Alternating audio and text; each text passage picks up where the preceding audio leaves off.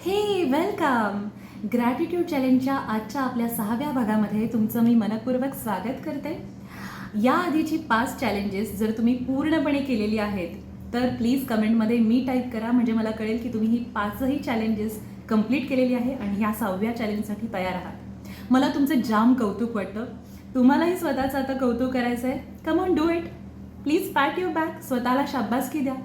Great. So आजचं challenge आपलं काय आहे?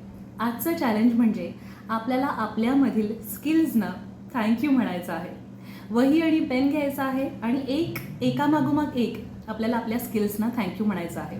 उदाहरणार्थ, तुम्ही खूप छान जेवण बनवत असाल, तुमच्याकडे एक छान पब्लिक स्पीकिंग स्किल असेल, किंवा आजारी व्यक्तीची तुम्ही छान काळजी घेऊ शकता, तुम्ही छान अगदी साफसफाई करू शकता किंवा तुम्हाला फार छान गाता येतं, छान चित्र काढता येतात, खूप छान ट्रेकिंग करता तुम्ही, आणि हे स्किल असल्यामुळे तुमच्यामध्ये तुमचा काय फायदा होतो आहे हे तुम्हाला लिहायचं आहे.